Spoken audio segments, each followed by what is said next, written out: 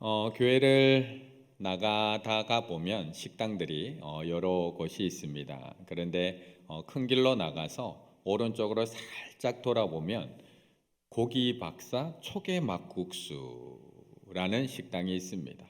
아마 한 번씩 다 가보신 것 같습니다. 그런데 이 식당은 겨울철만 되면 저렇게 앞에 하나가 현수막이 하나 딱 붙어 있습니다. 동절기 휴무, 내년 3월 1일, 아직 한 2달 남았는데요. 3월 1일 봄에 찾아뵙겠습니다. 고기 박사 냉면. 꼭 겨울만 되면 저게 붙습니다. 메뉴의 특성상 날씨가 덥고 따뜻할 때만 영업을 하고, 추운 겨울이 되면 휴무를 하고 영업하지 않는다라는 현수막이 붙습니다. 그런데 이와 비슷하게 추운 계절만 되면 등장하는 문구가 또 있습니다. 이런 문구입니다. 소외된 이웃이 따뜻한 겨울을 날 수 있도록. 앞에 본 식당의 그런 현수막처럼 따뜻한 계절에는 거의 보이지 않습니다. 추운 겨울만 되면 이런 문구들이 우리의 눈에 자주 보이기 시작을 합니다. 소외되어 계신 이웃에게 따뜻한 관심을 부탁드립니다. 연일 들려오는 연료비 인상 소식으로 올해 겨울은 우리 이웃에게 유달리 추운 겨울이 될 것 같습니다. 엎친 데 덮친 격으로 최근 치솟는 장바구니 물가로 인한 부담으로 이웃의 삶은 더욱더 팍팍해져 가고 있습니다. 따뜻한 세이불과 전기 매트가 있다면 이웃이 추운 겨울을 보내는데 조금이라도 도움이 되지 않을까요? 소외된 이웃이 추운 겨울을 따뜻하게 보낼 수 있도록 힘을 보태어 주세요. 라는 문구들을 우리는 자주 봅니다. 얼마 안 있으면 또 다가오는 구정 명절을 앞두고 우리는 또 이 문구를 자주 봅니다. 명절의 즐거움, 소외된 이웃들과 함께. 우리 교회에서도 지난주에 사랑의 쌀 봉투를 나누어 드린 것처럼 명절을 앞두게 되면 많은 곳에서 소외된 분들을 사랑으로 돕자라는 문구와 말을 듣게 됩니다. 그런데 이 문구가 또 우리 눈에 자주 보이는 시즌이 있습니다. 바로 성탄절이 다가오는 12월. 거리에 나가보면 또는 뉴스에서 성탄절의 의미를 되새기며 누구와? 소외된 이웃을 돌아보자 라는 말이 또 자주 들리곤 합니다. 그런데 참 신기합니다. 왜 소외된 이웃은 겨울에만 보이는 걸까요? 왜 우리의 소외된 이웃들은 명절 때만 보이는 걸까요? 왜 우리의 소외된 이웃들은 성탄절에만 관심과 돌봄을 받고 나면, 왜 시즌이 끝나고 나면 잘 보이지 않는 걸까? 6절의 말씀을 같이 한번 읽어보겠습니다. 6절입니다. 거기 또 야곱의 우물이 있더라. 예수께서 길 가시다가 피곤하여 우물 곁에 그대로 앉으시니 때가 6시쯤 되었더라. 아멘. 사실 우리가 안 보려고 피하는 것은 아닙니다. 우리도 어려운 이웃들, 소외된 이웃들을 보면 도와주고 싶은 것이 우리의 마음입니다. 보살펴주고 싶은 것이 우리들의 마음입니다. 그런데 잘 보이지가 않습니다. 왜 그런 것일까요? 가장 큰 이유는 우리의 관심 없음이라고 말할 수밖에 없습니다. 가장 큰 이유. 사람은 관심 있는 것만 눈에 들어오기 때문입니다. 목사인 제 눈에는 어디를 가도 뭐부터 보일까요? 교회부터 보입니다. 길을 안내해 달라고 해도 저쪽 가면 교회가 있고요. 교회에서 오른쪽으로 틀면 뭐가 나옵니다라고 설명을 합니다. 엄마인 제 아내의 눈에는 어딜 가도 학원부터 먼저 보입니다. 축구하는 저희 아들은 어딜 가도 운동장부터 보입니다. 소소한 행복을 좋아하는 저희 딸은 어딜 가도 1,000원의 행복 다이소부터 보입니다. 이처럼 사람은 관심 있는 거가 먼저 눈에 들어옵니다. 우리가 잘 알고 있는 유명한 심리학 실험인 보이지 않는 고릴라라는 실험에서도 증명되었듯이 패스하는 횟수를 세고 있는 사람들의 눈에는 고릴라가 보이지 않습니다. 몇 번을 등장해서 그 중간에 나타났다가 사라지지만 사람들 눈에는 자기가 관심 있는 것만 보입니다. 이것을 선택적 주의 또는 부주의맹, 주의를 기울이지 않으면 보이지 않는 부주의맹이라고 이름합니다. 그래서 소외된 사람들에게 평소에 관심이 없는 우리의 눈에는 그들이 잘 보이지 않습니다. 우리가 안 보려고 하는 건 아닙니다. 그런데 또 하나의 이유가 있습니다. 누군가는 제가 하는 이 이야기를 변명이라고 이야기할 수도 있지만 소외된 사람들이 우리 눈에 잘 보이지 않는 또 하나의 이유는 그들의 위축됨의 이유도 있다는 겁니다. 그들의 위축됨. 지금 우리가 겪고 있는 이 상황 자체도 힘듭니다. 그들이 겪고 있는 이 상황 자체도 힘들지만 이런 자신을 바라보는 사람들의 시선이 더 무섭고 더 힘이 듭니다. 이런 모습으로 세상에 나갔을 때 나를 쳐다보는 그 사람들의 시선, 피하는 듯한 사람들의 반응, 찡그리는 듯한 사람들의 표정이 더 힘들고 더 고통스럽게 만든다는 겁니다. 그래서 그들도 피하게 됩니다. 사람들이 많은 곳을 피하게 되고 사람과 마주칠 일을 피하게 됩니다. 그리고 사람들이 가장 없는 시간, 가장 없는 장소만 골라서 밖으로 나가게 됩니다. 그것이 오늘 6절의 말씀입니다. 거기 또 야곱의 우물이 있더라. 예수께서 길 가시다가 피곤하여 우물 곁에 그대로 앉으시니 때가 6시쯤 되었더라. 이 부분을 박영선 목사님은 이렇게 이야기합니다. 예수님은 여행길에서 지치셔서 사마리아 우물가에 앉았습니다. 6시에 한 여인이 물을 길러 나왔습니다. 유대인의 시간은 오늘날 우리의 시간과는 다릅니다. 유대 시간 6시면 우리 시간으로는 정오, 한낮이 됩니다. 여인이 뜨거운 사막의 기운이 넘치는 이 한낮에 굳이 물을 기르러 왔다는 것은 남의 눈을 피해야 하는 처지였거나 사회적 약자, 소외된 자라는 것을 알 수 있습니다. 그녀는 지금 지리적으로만 차별받고 있는 게 아닙니다. 유대인들이 상종하지 않았던 사마리아인이었기도 했지만 사마리아 남자들에게까지도 차별받고 버림받았던 사마리아 여인이기도 했고 무려 5명의 남자들에게 버림받고 지금은 6번째 남자와 살아가고 있는 사마리아 여인. 어떤 이들의 눈에는 그녀의 삶이 타락하고 방종했다라고 색안경을 끼고 바라보고 있지만 당시 시대적 상황으로 봐서는 5 남자에게 버림받았던 그 가련한 여인이 지금 그 뜨거운 날씨에 물을 길러러 왔습니다. 누굴 만나고 싶을까요? 누굴 만나고 싶을까? 우리는 시험만 떨어져도 아무도 안 만나고 싶은데 전화도 안 받고 싶은데 이 여인 누구와 마주치고 싶을까요? 그래서 그녀는 지금 다른 사람들의 눈을 피해서 아무도 물을 길러러 오지 않는 그 뜨거운 정오에 홀로 물을 길러러 나왔습니다. 그래서 변명 같지만 우리의 눈에 잘 안 보이는 겁니다. 우리의 관심 없음도 있지만 지금까지 이분들이 받은 상처로 인해서 그 회피성 성향을 가지고 있을 수밖에 없기 때문에 점점 보이지 않는 사람이 되어가고 있는 겁니다. 그럼 우리는 이 소외된 이웃을 어떻게 만날 수 있을까요? 우리가 평소 다니는 시간에 다니는 것도 아니고 우리가 평소에 가는 길로 나타나는 것도 아니라면 예수님은 어떻게 이 여인을 만날 수 있었던 걸까? 4절의 말씀 같이 읽습니다. 4절입니다. 사마리아를 통과하여야 하겠는지라. 아멘. 유대에서 북쪽에 있는 갈릴리까지 가는 길은 2개가 있었습니다. 빠른 길은 사마리아를 가로질러서 가는 3일 걸리는 길이 있었고요. 또 하나는 한참을 우회하지만 요단강을 건너 돌아가는 일주일 걸리는 길이 있었습니다. 그런데 유대인들은 대부분 멀었지만 우회로를 선택했습니다. 왜요? 더러운 땅 밟고 싶지 않아서. 이방인들과 피가 섞여 있는 더러운 사마리아인들과 접촉하고 싶지 않았기 때문에 다 그런 것은 아니었지만 많은 유대인들이 일주일을 걸리며 우회하며 갈릴리로 갔습니다. 우리 친구들도 꼴 보기 싫은 친구가 있으면 굳이 이쪽으로 안 하고 삥 둘러오는 것처럼 굳이 유대인들도 삥 둘러서 갈릴리로 갔던 것입니다. 그런데 오늘 예수님은 이 여인을 만나기 위해서 굳이 고집을 부리고 계시는 겁니다. 4절, 사마리아를 통과하여야 하겠는지라.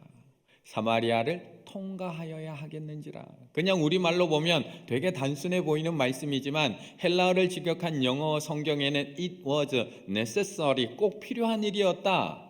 또는 he must, 해야만 했다. 또는 had to, 반드시 해야만 했던 일이었다라는 것을 강조하고 있습니다. 반드시 해야만 하고 꼭 필요한 일이었다. 예수님께서는 그곳을 작정하고 찾아가고 계시다는 것을 이야기하고 있습니다. 예수님은 의지를 가지고 아무도 가지 않는 그곳, 아무도 만나지 하려고 하는 그녀를 반드시 만나야 한다는 의무감을 가지고 사마리아를 통과하고 있는 겁니다. 그렇다면 우리의 눈에는 이들이 잘 보이시나요? 우리가 소외된 자들을 품자라고 올 한해, 충주를 품자라고 올 한해, 그런 충일교회가 되자라고 우리는 기도하고 있는 우리의 눈에는 이 소외된 자들이 잘 보이시나요? 잘 보이지 않습니다. 우리가 이렇게 이야기하고 있지만 잘 보이지 않습니다. 관심이 없어서 잘 보이지 않기도 하고 그분들이 우리의 따가운 눈총이 싫어서 드러나지 않고 있기 때문에 잘 보이지 않습니다. 시인이자 르포 작가인 박영미 씨가 쓴 보이지 않는 사람들이라는 책이 있습니다. 보이지 않는 사람들.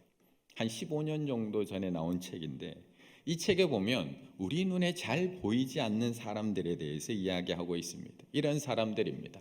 떠나지 못하는 사람들. 도시개발로 유타운 개발로 떠나지 못하는 사람들. 무서운 쓰레기, 두려운 새벽거리를 오늘도 청소하고 있는 분들. 수업은 4시간 받고 알바를 6시간 하고 있는 아르바이트 대학생들, 비료와 농악감은 배로 올랐는데 여전히 농사를 지어야 하는 농민들, 모질고 야박한 0.5평에서 근무하고 있는 아파트 경비원들, 잘 보이지 않는 장애인들, 시키는 건 다 했는데 부당해고 당하는 비정규직들. 아까 전에 우리 북한 이칼 주민 얘기하셨는데 빵과 자유를 위해서 이 땅에 왔지만 여전히 우리 눈에 잘 보이지 않는 이탈 주민, 탈북민들. 대통령과 장관, 국회의원 그리고 경제학자들은 말합니다. 현재 한국은 경제 대국으로 진입하고 있다고 이야기를 합니다. 그런데 왜 2명만 웃고 있고 8명의 얼굴은 잔뜩 지쳐 보이는 것일까? 지난 6년 사이에 비정규직의 숫자는 양계장의 닭처럼 늘어나고 있습니다. 가진 자와 못 가진 자는 2대8, 정규직과 비정규직은 4대6. 그러다 보니까 한쪽은 400km 달리고 있는 고속역자 KTX에 타고 가고 있고 다른 한쪽은 시속 100km를 지켜야 하는 고속버스를 타고 가고 있다는 겁니다. 어떻게 둘이 만날 수 있을까요? 어떻게 눈에 보일 수 있을까요? 처음부터 어긋날 수밖에 없는 일이었다는 겁니다. 400km로 KTX를 타고 다니는 사람들 눈에 100km 고속버스 타고 다니는 사람 보이지 않습니다. 우리 성도님들 눈에는 보이나요? 우리는 새로 지어지는 뉴타운만 보이지 그 정들었던 동네를 떠나야 하는 그 사람들은 보이지 않습니다. 우리는 깨끗한 거리만 보이고 더러우면 한마디만 할 뿐이지 두려운 새벽에 차가 쌩쌩 다니는 그 새벽에 쓰레기를 치우는 환경관리원들은 보이지 않습니다. 부모님들이 용돈 주는 그 용돈을 받으며 학교 다니는 친구들 눈에는 수업 4시간 받고 하루에 알바를 6시간 해야 되는 그 힘든 친구들 보이지 않습니다. 매일 밤 따뜻한 방에서 잠들고 있는 우리들에게는 0.5평 그 경비실에서 먹고 자고 생활해야 되는 경비원분들 잘 보이지 않습니다. 거기보다 더 거리가 먼 장애인과 그 가족들, 부당해고당하고 있는 비정규직들, 탈북민들, 외국인 노동자들 보이시나요? 잘 보이지 않습니다. 그렇다면 우리는 소외된 사람들을 어떻게 만날 수가 있을까요? 품기 전에 어떻게 만날 수가 있을까? 우리가 올 한해 소외된 자들을 품는 충일교회가 되자고 결단하고 있는데 우리가 다니는 시간에도 다니지 않고요. 우리가 평소 다니는 곳에도 나타나지 않는 이들과 어떻게 마주칠 수 있느냐? 어떻게 품어낼 수 있느냐? 8절의 말씀 같이 읽습니다. 8절입니다. 이는 제자들이 먹을 것을 사러 그 동네에 들어갔음이로라. 아멘. 그런데 참 신기하게도 우리의 눈에는 그렇게 안 보이는 이 사람들이 예수님의 눈에는 왜 그렇게 잘 보이는 걸까요? 우리의 눈에는 겨울이 되어야 겨우 TV를 통해서 잠깐 볼 수 있는 이 소외된 자들이 예수님의 눈에는 어떻게 이렇게 잘 보이는 걸까? 마치 우리가 이렇게 수많은 아이가 있어도 고개 푹 숙이고 있는 내 아이만은 내 눈에 쏙 들어오는 것처럼 왜 예수님의 눈에는 항상 그 소외된 자들이 눈에 쏙쏙 들어오는 걸까요? 그래서 예수님이 이 땅에 찾아오신 겁니다. 그래서 예수님은 죄로 인해서 보이지 않는 우리를 찾아오셨고, 그래서 예수님께서는 밤새 물고기를 잡다가 한 마리도 잡지 못한 채 낙심해 있는 그 제자들을 찾아가셨고, 그래서 예수님은 세관에서 세금 걷고 있지만 동족들에게는 왕따당하고 따돌림 당하고 있는 세리마태와 삭개오를 찾아가셨고, 그래서 예수님은 가족들마저 버려서 홀로 무덤 사이에서 살아가고 있는 군대 귀신 들린 자를 그 폭풍을 뚫고 찾아가셨습니다. 그래서 예수님은 오늘도 사마리아 사람들과 5명의 남자들에게 버림받은 수가성 여인을 찾아가셨고, 그리고 예수님은 오늘 이 시간에도 아무도 알지 못하는 걱정과 염려 때문에 위축되어 있는 나를 찾아오셨고, 남몰래 눈물 흘리고 있는, 지금 이 자리에 나와서 똑같이 앉아있지만 남몰래 눈물 흘리고 있는 보이지 않는 나를 찾아오셨다는 것입니다. 우리 눈에는 잘 보이지 않습니다. 우리의 관심이 부족할 뿐만 아니라 아무도 만나지 않는 그 한낮에 물들어 나온 여인, 우리의 일상 속에서 쉽게 만날 수 없습니다. 그래서 우리는 찾아가야 합니다. 반드시 통과하리라 마음 먹고 가시는 그 예수님을 따라서 찾아가야 됩니다. 내가 꼭 찾아가서 만나리라고 작정하고 달려가시는 예수님과 함께 가야지만 만날 수 있다는 겁니다. 8절, 이는 제자들이 먹을 것을 사러 그 동네에 들어갔음이로라. 예수님이 아니었다면 제자들이 지금 사마리아 땅에 들어와 있을까요? 예수님이 아니었다면, 예수님을 따라온 것이 아니라면 그냥 지나가게 되었다고 하더라도 혹시 더러운 사마리아인들 만날까 봐 쉬지 않고 그냥 휙 지나가 버리지 그 동네까지 들어갔을까요? 그런데 예수님을 따라온 제자들은 어쩔 수 없이 그 동네에 들어갈 수밖에 없는 겁니다. 그런데 그 동네에 들어갔다 온 제자들, 그 여자를 만납니다. 27절, 이때에 제자들이 돌아와서 예수께서 여자와 말씀하시는 것을 이상히 여겼으나, 대화하면 안 되는 여자하고 대화하고 있거든요. 무엇을 구하시나이까? 어찌하여 그와 말씀하시나이까? 묻는 자도 없습니다. 이상하니까요. 예수님 아니었다면 과연 이 여자 만났을까요? 말이라도 한마디 이렇게 던졌을까요? 더 나아가 사마리아에 있는 수가라는 동네에서 그들은 그 동네에 아까 전엔 들어갔다 나왔지만 이번에 40절, 사마리아인들이 예수께 와서 자기들과 함께 유하시기를 청하니 거기서 며칠요? 이틀을 유하시매. 예수님의 제자들, 지나가기도 싫었던 사마리아 땅이었는데 예수님을 따라 지나갈 수밖에 없게 된 겁니다. 보이지도 않았던 사마리아 여인이었는데 예수님을 따라가다 보니까 만날 수밖에 없게 된 겁니다. 태어나서 한 번도 가본 적 없는 그 부정한 동네였는데 예수님을 따라가니까 이틀이나 거기 유할 수밖에 없게 된 겁니다. 예수님을 따라가다 보니까. 우리가 품어야 할 충지의 50개의 기관들, 사실 평소에 우리 눈에는 보이지도 않는 기관들입니다. 특별한 일 아니면 굳이 찾아갈 일 없습니다. 아까 우리 통일선교부 부장님, 특별한 일 자기가 부장 안 맡았다면 만날 일 없습니다.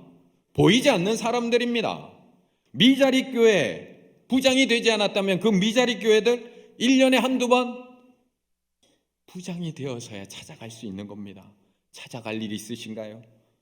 장애인 시설 기관, 그 가족이나 직업적으로 종사하지 않는 이상 우리 눈에 잘 보이지 않습니다. 봉사회, 무료급식소, 보호시설, 요양원, 안식관, 이탈주민 관련기관, 사실 특별한 일 아니면 우리가 그분들 찾아갈 일 거의 없습니다. 그런데 올해는 찾아가셔야 됩니다. 두 팔 벌리고 찾아오기만 기다리는 것이 아니라 올해는 두 손 무겁게 찾아가셔야 됩니다. 혹시 교육자들이 전화 오지 않으면 교육자들한테 물으셔야 됩니다. 저 올해 어디로 가야 되냐고. 저는 올해 어떤 소외된 사람 찾아가야 되냐고 도리어 연결해 달라고 물으셔야 됩니다. 매번 그랬던 것처럼 돌아가지 마시고 요단강 건너 우회하지 마시고 올해는 반드시 통과해야지 찾아가셔야 됩니다. 주님께서 작정하시고 사마리아 땅을 통과하셨듯 올 한 해 작정하시고 주님과 함께 찾아가시기를 바라겠습니다. 주님이 마음먹고 버림받은 여인을 찾아가셨듯 올 한 해 마음먹고 주님과 함께 아무도 만나기 싫어하는 그들을 찾아가시기 바라겠습니다.